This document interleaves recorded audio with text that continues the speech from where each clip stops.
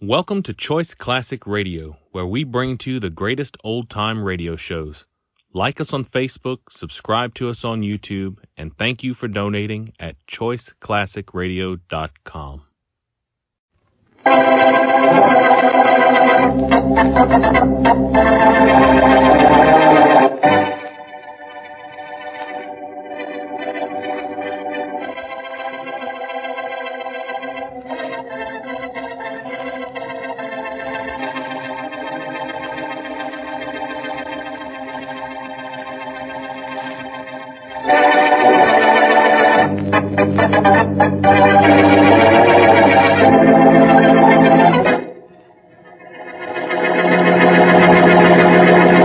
Well, Bobby? No, don't stand up. Just thought I'd drop in and sit with you a while. Go ahead, sit. Who cares? Don't take that attitude, boy. I'm just the warden here. I'm not responsible for what happened to you. Who would you say was? You were. Only it's too late now for you to do anything about it. Sure like to try. What time is it? 8 o'clock. 3 hours more and I get it. And for what? For killing your wife? I didn't kill her. Now, Bobby, behave yourself. A jury decided you did. The jury decided. Does that mean I did it? Because 12 people I never saw before say I killed my wife. Does that mean I did it? All right, does it? I guess there isn't anything I can do for you, Bobby. It's too late now to do anything. To find whoever really killed my wife. I've been hoping Boston Blackie would find out. He promised me I would when I wrote to him, but... Oh, what's the use? Blackie's still working on your case? Yeah, that's what he said. Only it's a little late for him to be doing anything about it now. Don't say that. It's only 8 o'clock. You're not scheduled to go till 11. A lot can happen in 3 hours. Can it? It's possible. Yeah, I guess so. Only I can't help thinking what's going to happen in 3 hours. To me.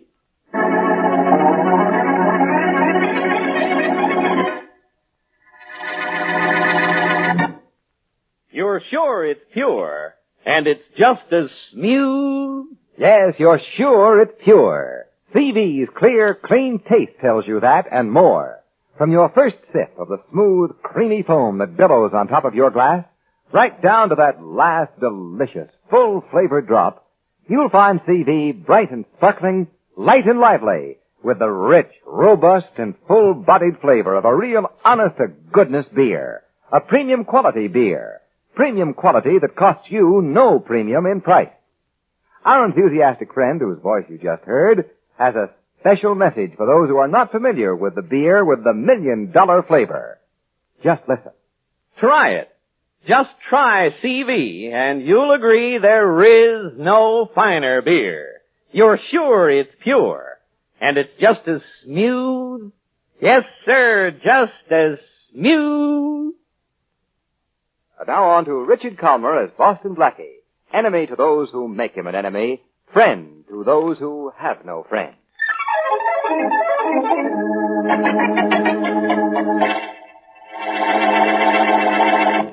1, 2, 3, 4, 5. Shut up. 6. What's the matter, Harry? Try to read. Hard to keep your mind on what you're reading, though, isn't it? Yeah. Do you happen to know what time it is? Yeah, sure. It's 5 minutes after 8. Look, Esther, I told you a month ago to toss that cheap alarm clock out of here and get one that doesn't make so much noise. Oh, I wouldn't think of getting rid of it, Harry. Why not? I like it. Because it's the first thing you bought me when we got married. I will throw it out. I'll buy you another one. Now, listen to that thing. Listen to it. You listen to it. Yeah. 1, 2, 3, 4. Shut up. Shut up, will you? I asked you what's the matter, Harry. You know what the matter is. That's why you're counting off the seconds. Poor Bobby. I guess he's counting off the seconds too, isn't he, Yeah. He's going to be executed in exactly 2 hours and 52 minutes. Shut up, will you? 1, 2. Hey, you see, I put it down all right on the floor where it won't tick anymore. Sure. Now maybe you'll throw it out, huh? Yeah, you stopped the clock, Harry, but it'll still be 11 o'clock pretty soon. Stop reminding me. And you know what happens to poor Bobby at 11? Hey. What's that? The clock. What? Just won't stop ticking, will it? What? Wants to remind you, I guess, that there's still time to save Bobby, if you have the nerve. Well, I'll stop it this time. I'll stop it if I have to pound it through the floor.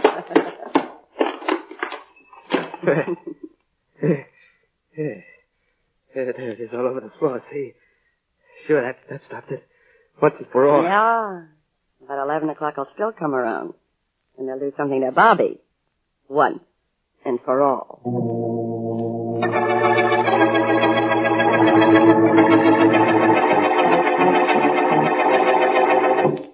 What happened, Mary? The one time I really want to see Faraday, I can't even find him in his office. Sergeant Matthews said he'd be back in just a few minutes, Blackie. I know. A few minutes right now are worth a few days. It's already 10 minutes after 8. Why doesn't that guy show up? Blackie, how can he help you save Bobby Rogers? There isn't time. I've got to make time. Maybe the inspector knows something he hasn't told me. I certainly couldn't find out anything for myself that will help Bobby. And you're pretty sure he's innocent? Yes. But I know. Several people testified. He said he would kill his wife rather than let her go. Well... His wife was insured. And neighbors who heard the shot found him bending over a body with a murder gun in his hand. Well, a jury wouldn't believe he picked it up after he heard the shot and rushed out of the bedroom where he'd been sleeping. No, but I do. Why? And I've tried for a week to find something to support my theory so that I could go to Judge Waterbury and get a stay of execution. Only there's always... You let him in my office, Matthews? Oh. Yes, Inspector. That's what I like. Brains. Hello, Inspector. Hello, Inspector. Hello, Inspector. Hello, Inspector. Now, beat it, both of you. Oh. Matthews had no right to let you in here. We figured you could get in. Anybody ought to be allowed. Very whimsical. What do you want, as if it mattered? Blackie's working on the Bobby Rogers case. What's there to work on? He was convicted. He's due to die in, let me see, 2 hours and 45 minutes. Yes, I know. That's the reason I've got to work fast. Now, Faraday, you must know something that'll help me dig up new evidence. I'm out. Okay, you don't have to. But do you? Something that wasn't brought out from the trial. The No. inspector doesn't know anything, Blackie. Well, in that case, at one time, rumor has a foundation. In fact, I'd heard that. Oh, you did. Yes. Did you also hear that a fellow named Harry Johnson tried to alibi Bobby Rogers by claiming he was in the apartment when Mrs. Rogers was killed? What? Harry Johnson? Who's he? He's a friend of Rogers. He never testifies because when he went to see Judge Waterbury with his story, the judge pointed out that it would place him at the scene of the crime. So he admitted he was just trying to help his friend. Faraday, I love you. Yeah. Where can I find Harry Johnson? Who knows? Except maybe Judge Waterbury. Good, I'll go see him. He lives near here. What time is it? What am I? A grandfather clock? No, you're too old for that. It's 20 after 8, Blackie. Rogers dies at 11. That's right. 2 hours and 40 minutes is all I have. And to Bobby Rogers, for a lifetime.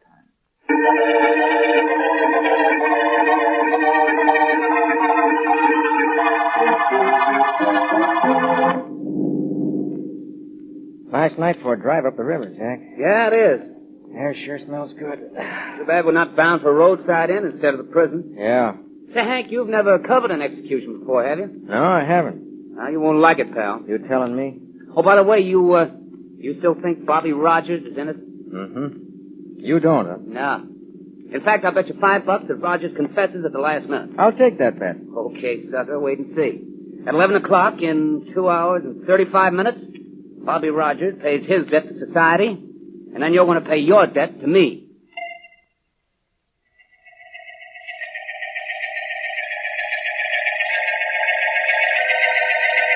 Judge Waterbury, Yes? I don't question your honesty for one moment. I hope you understand that. Of course I do. I understand perfectly, Blackie. You're here in the interest of justice. Thank you. I've long admired what you've done in that interest, too. But Blackie, young Robert Rogers was convicted of murder. According to the facts presented at the trial and heard by the jury, yes.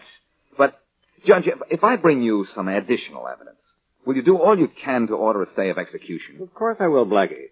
But the boy dies at 11. That's 2.5 hours from now. I know that, Judge. What can you do to help the boy in just 2 hours and 30 minutes? Well, I'm not sure. I want you to try, though. Try to remember a witness who wanted to alibi Rogers. A man who came to see you. His name was Harry Johnson. What about him? I want you to tell me where he lives. I've got to get to him before Bobby Rogers dies.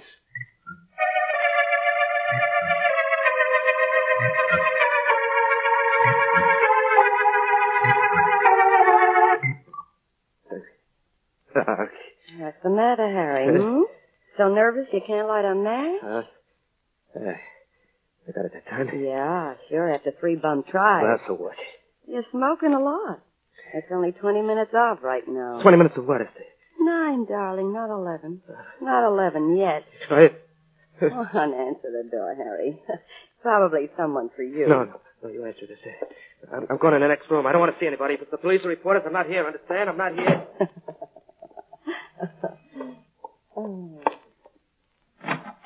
I'd like to see Harry Johnson, please. He's not in. Are you Mrs. Johnson? Yeah. Who are you? Boston Blackie. May I come in? I guess so. Thanks. I'll stay only a minute. My friend Miss Wesley is waiting outside the door, and I told her I wouldn't be long. Mm-hmm. What do you want with Harry? Well, as you probably know, Bobby Rogers dies in state prison tonight. Yeah. Your husband at one time tried to give Bobby an alibi. I want to talk to him. Where is he? Who knows? I've been alone all evening. All evening? Yeah, what? No reason. What I came to tell Mr. Johnson was that I just talked to Judge Waterbury, and he might call state prison in an hour to postpone the execution. Oh? Been some new evidence? He wouldn't say. He says it's something that he discovered himself, though he's weighing it very carefully. I thought your husband would like to know, since he tried so hard to help Rogers. Yeah, well, I'll tell him. Do that, will you? Well, goodbye. Bye. Well, Blackie, that was awful quick. Awfully enlightening, Mary. I saw something interesting, and I was told an interesting lie. Well, interest me in them, will you? Well, Mrs. Johnson said she was alone. So? But there was a cigar burning in an ashtray. Oh, well, apparently she isn't alone. So it might mean her husband was hiding, afraid to see anybody until Rogers was dead. Anyhow, I played a hunch and put Judge Waterbury in sort of a spot. Now, I want you to take the car, find a phone, and call him right away. And tell him to get police protection, quick. Then meet me back here. Oh, why here? Because I'm going to wait here to see if Harry Johnson comes out of this house and heads for Judge Waterbury's.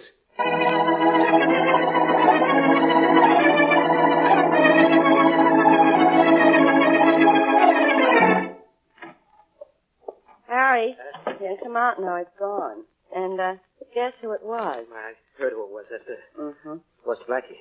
Wanted to talk to me, didn't he? Uh-huh. Did it make you nervous? Thinking maybe I was going to tell him you were here? Yeah. I didn't like what he said Judge Waterbury could do either. Well, what can the judge do? Well, he could do plenty if he has even the slightest thing to show that maybe Bobby didn't kill his wife. That, wouldn't be good, would it? It wouldn't be good, and staying here isn't good either. I'm getting out of here. Yeah. Yeah, go ahead. Yeah, sure. You'll run right into Blackie if you do. What? I watched at the window after he left. Girl drove his car off without him, and he's waiting in front for you to come out. Oh. Uh-huh. Well, he's not waiting him back, and that's the way I'm going. Hey, you better get out of here with me, too, so you won't have to answer any more questions. Oh, I've already planned to go. Yeah, that's good. I'll be at that rooming house on Beach Street. You know, where we used to stay? Yeah, sure, I know. Harry, Yeah. your gun. My gun? What about it? Might come in handy. A bullet would really sort of solve the problem of Judge Waterbury, wouldn't it? Yeah, sure would. Well, Harry, what do you want me to do? Draw you a picture?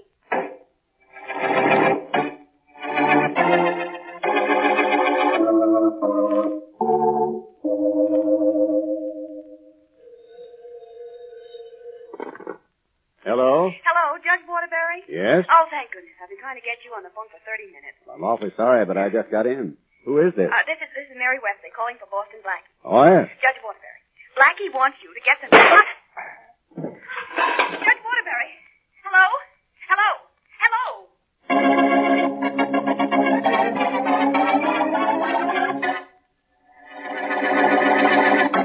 Light and lively, you bet. Bright and sparkling, yes, sir. And it's just as smooth. Now, there's a description of CV's flavor that should make you want to pour yourself a glass of champagne velvet right now. When you do, you'll find your taste tempted by the creamy, snow-white foam that billows on top of your glass. And you'll see CV's purity in its pale, clear amber color, a promise of real thirst satisfaction. But don't just look. Taste it. You'll find it, as our enthusiastic friend says, bright and sparkling from foam to finish, with a clear, clean taste that makes you sure it's pure. A premium quality beer made with more costly premium quality materials, premium quality that costs you no premium in price. Remember, you're sure it's pure. and it's just as smooth. And now, back to Boston Blackie.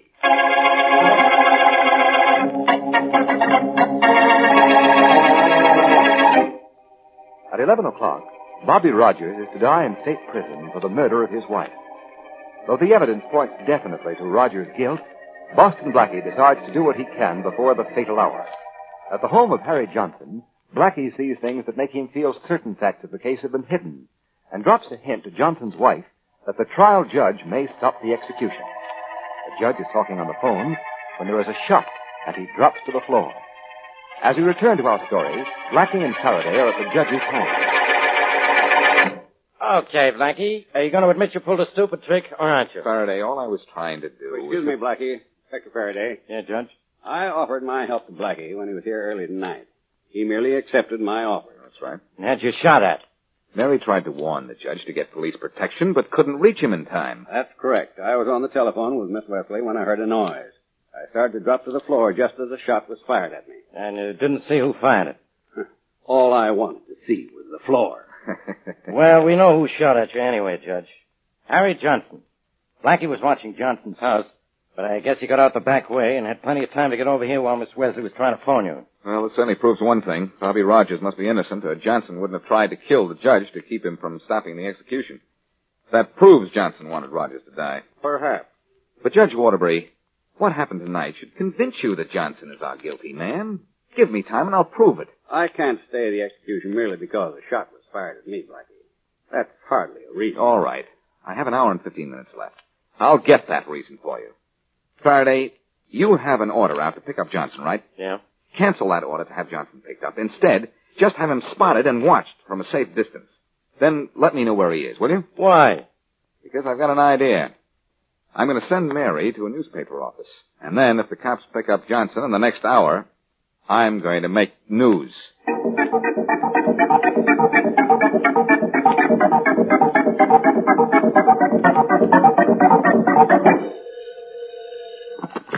Hello? Hello, Blackie. This is Faraday. Yeah. We spotted Johnson for you. Good boy, Inspector. It's only 10:15. Where is he? In a diner called The Owl at 21st and Main, sitting at the counter. Is he alone? Yeah. He doesn't know he's been spotted or is being watched, does he? No. A policeman recognized him from a description Judge Waterbury gave us. Yeah. Sent for a neighbor of the Johnsons, and he made a positive identification. Good. Johnson just started to eat, so he'll be there a half hour at least. Swell. Yeah. Well, meet me at the Owl Diner right away, Inspector. Okay. When Johnson comes out after taking his nourishment, he's going to take his medicine.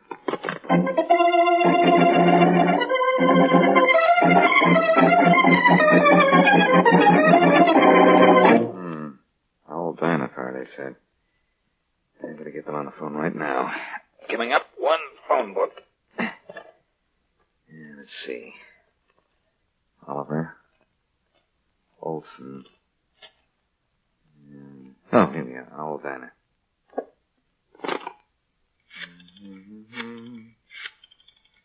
What do they serve at the Owl Diner? Owls? Mm-hmm. Good. Prigs eat owls. Owl Diner. We're open as long as your eyes are. Hello. Let me speak to the man behind the counter, will you? Well, he's not behind the counter right now. He's in this phone booth. Oh, fine. This is Boston Blackie. And I'm a grandmother. Look, no kidding. This is Boston Blackie. And there's a man at your counter, isn't there? Yeah, just one. That shows how good business is. And that's no kidding either. Well, business is going to be worse because you're going to lose the customer you have. Not before he pays his bill, I hope. No, I'll give him time to pay you. And I'll give you an extra 10 if you'll do me a favor. Whatever it is, for $10, I'll do it. I want you to talk to that customer of yours, keep him there for about 15 minutes, then let him go. Okay. What's the big idea? It's an idea. I have to catch a killer. Uh-oh, let me out of here. And he's harmless. Talk to him for just 15 minutes. That's all you have to do. And I get $10? That's right. Almost $1 a minute. Okay, pal, you got a deal. He'll be here if I have to put him to sleep, tell him a bedtime story.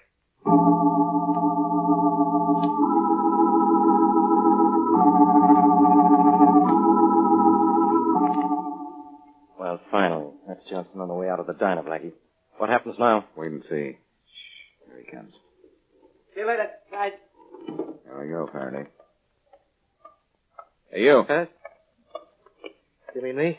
Yes, you, Harry Johnson? What about it?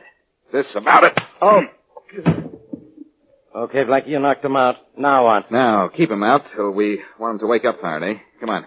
Let's get him into that room in the hospital down the street where Mary Wesley is waiting to make sure that sock on the chin brings this case to a head.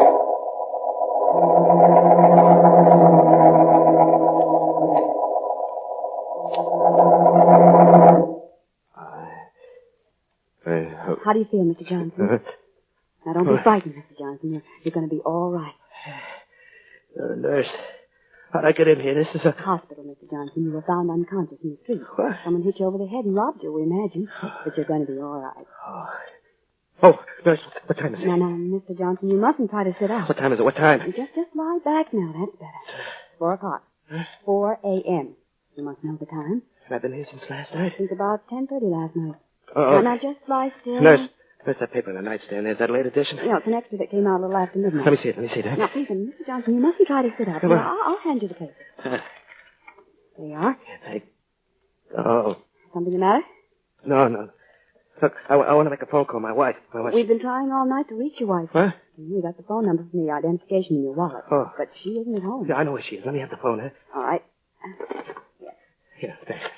Oh, leave the room a minute, will you, nurse? I want to talk to my wife alone. Of course. I'll be outside, Mr. Johnson. Yeah, sure. You be outside.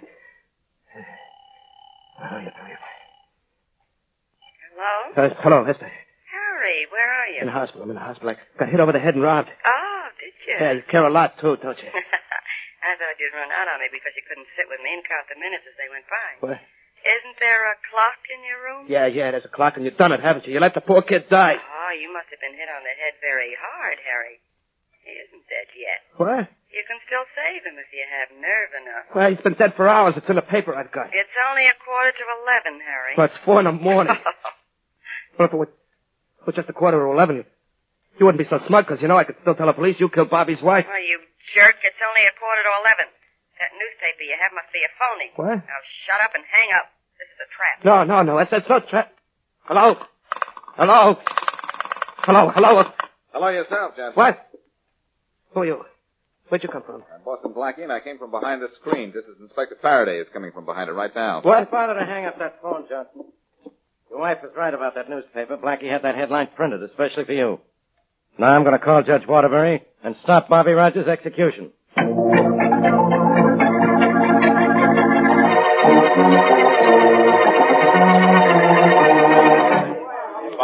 leaving from Rampton for Albany, Syracuse, Buffalo. There she is, Faraday. The woman in the brown coat is his wife. Let's go get her. I'll handle this, Blackie. This is my department. The department may be yours, but the pleasure is still mine. Yeah, I'm getting plenty of pleasure out of this myself. All right, Mr. Johnson. What? You're under arrest.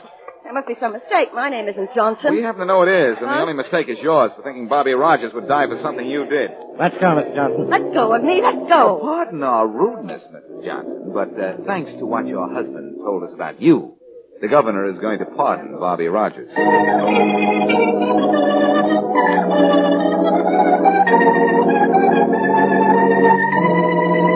What are you thinking, Hank? You know what.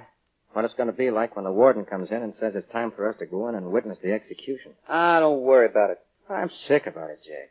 I got to file a story, and I think the guy's innocent. He wouldn't be going into the death house in 15 minutes if he was innocent. I wonder. I know. Well, boys? Oh. Warden Engels. Has Rogers made a statement yet? No, boys. He was too stunned to say anything. Not even I was framed? No, but if you want a good story for your editors, get on the phone with this. The execution of Bobby Rogers has been canceled. The police are arresting the real killer probably right now.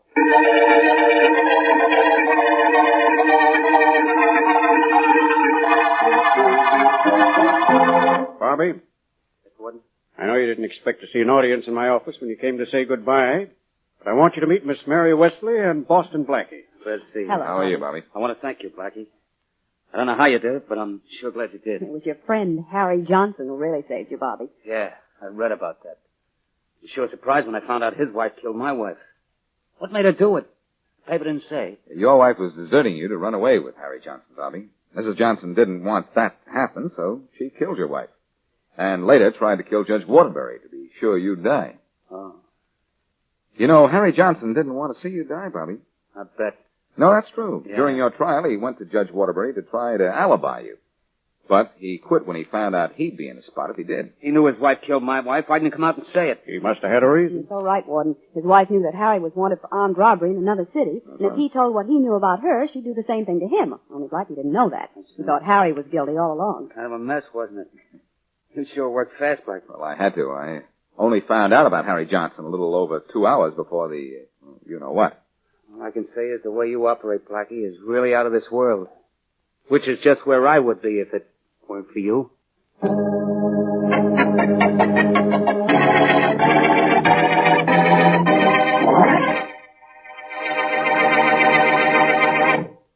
Premium quality, yes, sir. Premium price, no, sir. There is no finer beer, and it's just as smooth. And that's saying a lot in a few words. For Champagne Velvet is accepted everywhere as a beer of real premium quality. Here's why. Champagne Velvet's famous formula calls for only the more costly, premium quality materials. And CV is made the more costly way. No time saved at the expense of careful brewing. No cost saved at the expense of controlled aging. Aging that brings CV to you at the peak of its famous $1 million flavor. But CV's flavor tells you all of that. Full-flavored thirst satisfaction, of course. But more than that, CV's clear, clean taste makes you sure it's pure. Yes, sir. Proves premium quality at no premium in price. You're sure it's pure, and it's just as smooth. And now here's an example of what's in store for you on next week's Boston Blackie Adventure. I should have think you would have done that cleaning while I was away, Sarah. I'm sorry, Mrs. Trilling. Chances are you were out somewhere for the entire 5 days instead of taking care of your duties. He told me I could take some time off. Looks to me like you didn't spend any time on. But, ma'am, This place hasn't been dusted since I left. Well, I would have dusted today. I didn't expect you back until tomorrow. Obviously. Would you mind just moving a little, Mrs. Trilling? I'd like to clean the part of the rug that you're standing on. Is it all right if I stay in my own apartment? I didn't mean that, ma'am. I just want... I'll answer it. I'll get it myself. You'd better keep on with that vacuum. I'll answer the door, Mrs. I Trilling. said I would go. No, you can't. You mustn't. I what? You mustn't answer the door. I'll go myself. You stay here. Sarah, you stop pushing me. You ma'am. take your hands off me. What's got into you? Don't answer the door, Mrs. Trilling. You lost your mind, Sarah. I'll attend to you when I get back. Mrs. Trilling, I'm warning you. Don't answer that door.